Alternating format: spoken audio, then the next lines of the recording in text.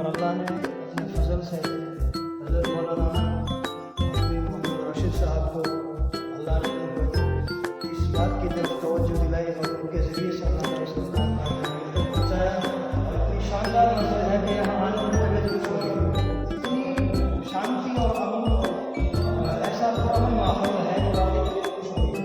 यहाँ अल्हम्दुलिल्लाह आवाज़ बहुत गूंज रही है और उन्हीं की बरकत से अल्लाह ने इस मदरसे को तरक्कियों से नवाजा है।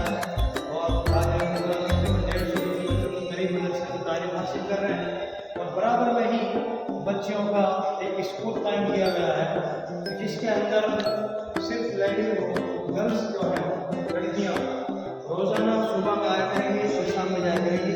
उसकी वीडियो भी हम अगली वीडियो के साथ आपको दिखाते हैं। बराबर में ये मदरसा है, आप देख सकते हैं।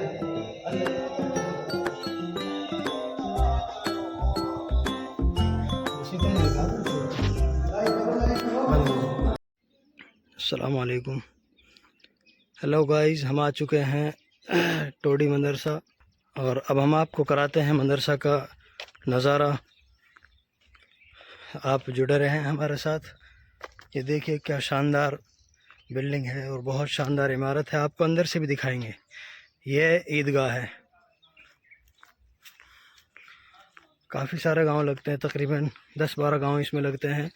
ये ईदगाह है।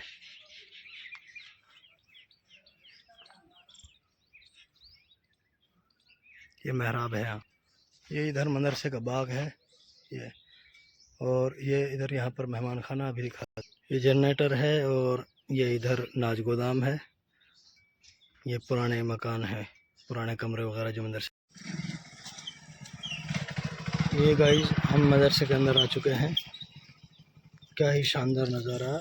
ये पार्क है और यहाँ इधर ये नई बिल्डिंग बनी है, तामीर हुई है और इसी के जस्ट सामने मेहमान खाना है। ये बैक में इधर बैतुल खला है और गुस्ल खाना है, इधर ये वज़ू खाना है। ये 500 साल पुरानी मस्जिद है। ये कमरे हैं, पुरानी इमारतें जो हैं, यहाँ असातिज़ा के बच्चों का एहतमाम है।